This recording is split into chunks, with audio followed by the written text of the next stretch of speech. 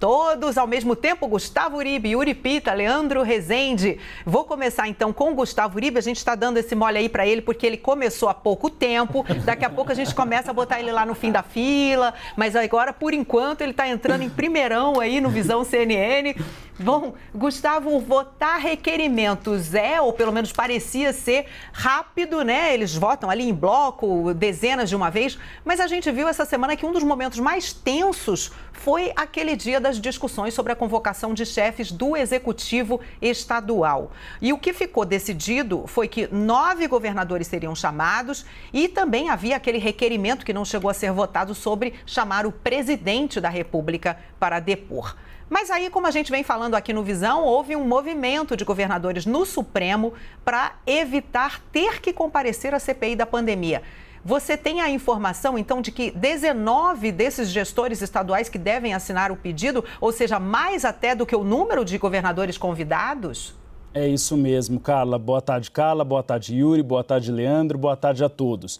Eles decidiram, devem ser 19, ainda estão numa negociação, mas a tendência é de que sejam 19. Eles devem assinar um processo, uma ação chamada ADPF. O que é isso, Carla? É uma arguição de descumprimento de preceito fundamental. O que esses governadores querem? Checar com o Supremo Tribunal Federal se a CPI do coronavírus ela tem possibilidade, ela pode convocá-los para prestar depoimento. Então, eles devem entrar com essa ADPF questionando esse ponto para que o Supremo Tribunal Federal se posicione sobre a competência da CPI. Por que são 19 se 9 foram convocados? Porque houve um espírito de corpo, Carla. Outros governadores também se movimentaram porque é uma questão jurídica. O que eles querem descobrir é se realmente, para futuras convocações, se os outros governadores também podem ser convocados. Nesse primeiro momento, deve ser uma ADPF, que deve ser ingressada nas próximas horas, ainda hoje é a tendência. Eu conversei com o governador do Piauí, Wellington Dias, conversei com o governador do Pará, conversei também com o governador do Distrito Federal, a Renata Agostini e também a Tainá. E aí a gente conseguiu apurar essa informação. Devem ser ingressados ainda hoje essa DPF e, posteriormente, Carla, devem ser ingressados os mandados de segurança. Por quê? Porque a ideia é que, nesse primeiro momento, você tire a dúvida se os governadores podem ser convocados. E depois os mandados de segurança para assegurar que eles não sejam punidos caso sejam convocados. Então, a ideia é ingressar essa ação neste momento, deve ser pelas procuradorias estaduais, gerais estaduais, e aí esse é o movimento nesse momento. Alguns estados já deram alguns sinais de que vão ingressar, Amazonas, São Paulo, Rio de Janeiro. Mas tem alguns governadores desse grupo que, mesmo depois dessa decisão, eles podem tomar a decisão de comparecer. Eles só querem, na verdade, tirar a dúvida com o Supremo Tribunal Federal se eles são obrigados a comparecer ou não, Carla. Então, isso deve... Você citou, disse, inclusive, que iria comparecer o Wellington Dias, né? Exatamente, mas é o que eu disse, houve um espírito de corpo dos governadores. Isso tudo foi combinado, Carla, em grupos de WhatsApp. Eles conversaram entre eles, seria melhor o quê? Entrar só os que foram convocados ou os demais. Então, para não expor esse grupo dos 9, se decidiu ingressar todos, porque assim não precisa expor que um governador não quer comparecer. Todos juntos para tirar essa dúvida. E é baseado, segundo a apuração da nossa analista Renata Agostini, no que nós já falamos aqui durante semanas, que é a questão do processo do Marconi Perillo, ex-governador do Goiás, que entrou com pedido de habeas corpus em 2012 para não comparecer à CPI do Cachoeira.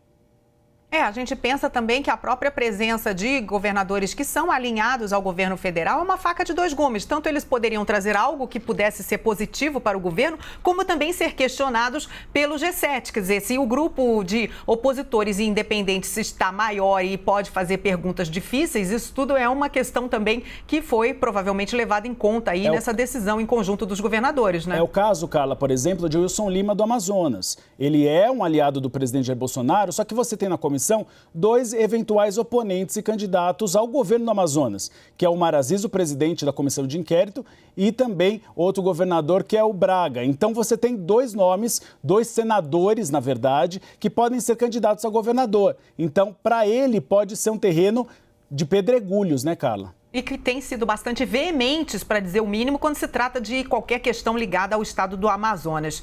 Obrigada, Gustavo. Vamos seguir então com o Yuri Pita. A gente tem aí um sinal de alerta ligado para o governo federal na CPI da pandemia em relação ao desgaste da imagem do presidente Bolsonaro, Yuri. Eu vi que, por exemplo, o presidente mesmo, ele próprio, externou bastante desagrado essa semana, citou até o nome do presidente da comissão, Omar Aziz, tem que acabar com isso. Como é que isso pode impactar nas eleições do ano que vem? Qual é o planejamento do Planalto para evitar que o que está sendo agora discutido e revelado na CPI traga impactos eleitorais? Pois é, Carla, um dos aspectos é justamente colocar os governadores no centro desse debate. Uma boa tarde para você, para os meus colegas, para quem nos acompanha no Visão CNN.